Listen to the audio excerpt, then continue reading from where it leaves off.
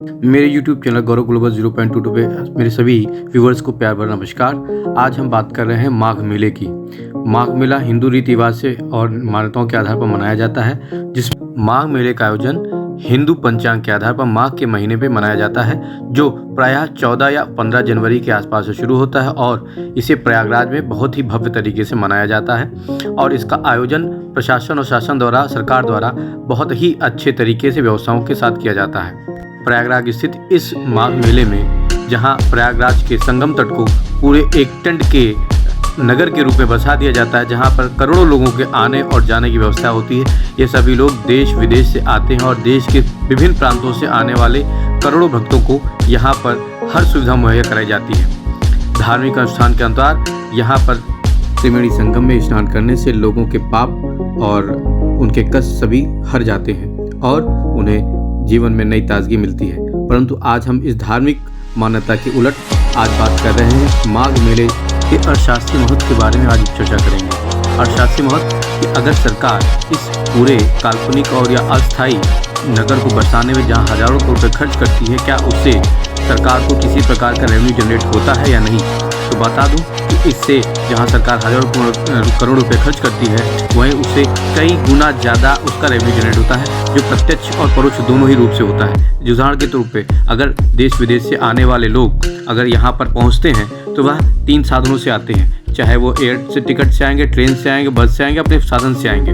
वह air ticket के रूप में, ट्रेन के टिकट के रूप में या डीजल पेट्रोल के रूप में और टोल के रूप में किसी न किसी रूप में सरकार को रेवेन्यू देते हैं। यहाँ माघ मेले में केवल स्नान ही नहीं होता है, यहाँ पर छोटे छोटे बाजार और हाट लगते हैं जो रेवेन्यू जनरेट करते हैं और छोटे छोटे लोगों को अपना रोजगार देते हैं। जैसे आप तस्वीरों में देख पा रहे होंगे, कोई घंटी बेच रहा है तो कोई झंडियाँ बेच रहा है और कोई बच्चों के खेल खिलौने बेच रहा है। इसके अलावा लोग यहाँ पूजा का सामान, नाव चलाने वालों, उनको रोजगार मिलता है। और प्रयागराज के संगम तट पर मेला परिसर के अंदर लगने वाली हर दुकान पर अपना दुकान लगाने के लिए सरकार को रेवेन्यू देना पड़ता है, पैसे देने पड़ते हैं, तभी वो दुकान लगा सकता है। यहाँ नाव चलाने वालों को भी किराए के रूप में सरकार को कुछ न कुछ पैसे देने पड़ते हैं। तथा यहाँ पर हर छोटी दुकान, जो कोई फूल माला बेच रहा है, कोई प्रसाद बेच रहा है और कोई लोगों को नाश्ते पानी का सामान बेच रहा है, वो हर कोई लोग यहाँ पर आने वाले लोगों से अपना कुछ पैसा कमाता है और धन कमाता है। इन्हें रोज़गार मिलता है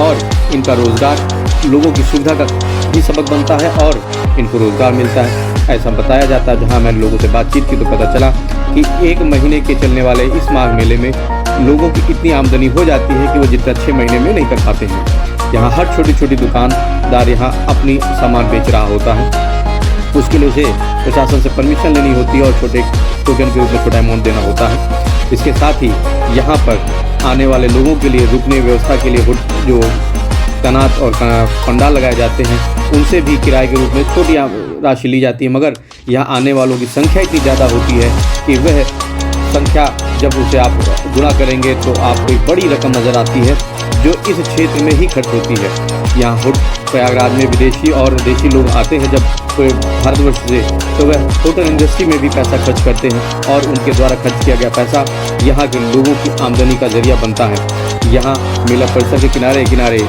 और इस प्रांगण के बाहर भी बहुत सारी दुकानें सस्ती हैं, जहाँ लोग अपना बनाया हुआ सामान बेचते हैं और अपनी आमदनी करते हैं। यहाँ से आने वाले पर्यटक और भक्त इन सामानों को खरीद कर, जो इनको आम मार्केट में बाज़ार में नहीं मिलते, वो यहाँ मिल जाते हैं। कम दाम में मिलते हैं और कभी महंगे भी मिलते हैं, मगर उनको यहाँ सुलभ हो जाता है सामान और वो उसको लेके अपने घर जाते हैं। मगर यह अर्थशास्त्र एक जगह से एक क्रमबद्ध तरीके से होता है। कोई पैसा खर्च कर रहा होता है, कोई पैसा पा रहा होता है और सभी का भरण पोषण होता है। यहाँ पर माघ के महीने में विदेशी पक्षी भी आते हैं। यहाँ पर लोग अपने जानवरों में खास तौर से ऊँट की सवारी करने का भी चलन है और यहाँ पर लोग आते हैं, 150 रुपये एक सवारी से लेते हैं और उन्हें कुछ क्षण के लिए ही आनंद की अनुभूति कराते हैं और अपने रोज़गार कर अपनी जेब भरते हैं। ऐसे मेलाओं का आयोजन केवल प्रयागराज में ही नहीं, पूरे भारत के कई स्थानों पर होता रहता है, जहां ऐसे आयोजनों से सरकार को रेवेन्यू जनरेट होता है और छोटे बड़े सभी प्रकार के व्यापारियों को आर्थिक लाभ भी होता है।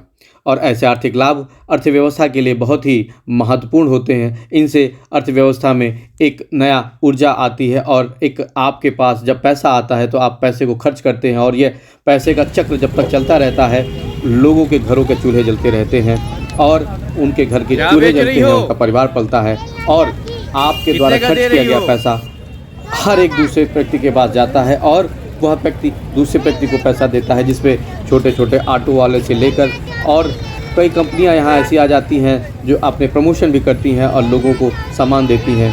ऐसे ही कुछ नज़ारे फ्री प्रमोशन के लिए भी नज़र आ जाते हैं। प्रयागराज के मेला प्रांगण के नज़दीक रोड के किनारे तमाम छोटे छोटे व्यापारी और उद्योग करने वाले लोग यहाँ पे अपनी अपनी दुकानें सजाए हुए थे और अपना काम कर रहे थे, रोजगार कर रहे थे। यहीं पर मुझे कुछ लोहे का सामान बनाने वाले लोग भी मिले, जिन्हें देखा तो वो कोई कढ़ाई बेच रहा था, कोई घर के उपयोग की सामान बेच रहा था और बड़े पैमाने पर उन्होंने अपनी यहाँ दुकानें सजा रखी थी और यहाँ से अपने आमदनी का जरिया बना लिया है। ऐसे लोग यहाँ की अर्थव्यवस्था में तो सहयोग करते ही करते हैं, अपने रोज़गार के बढ़ने से उन्हें इस देश की अर्थव्यवस्था में भी आगे योगदान करने का मौका मिलता है और अगर ऐसे मेला लगते रहें तो हमारी अर्थव्यवस्था भी बढ़ती रहेगी।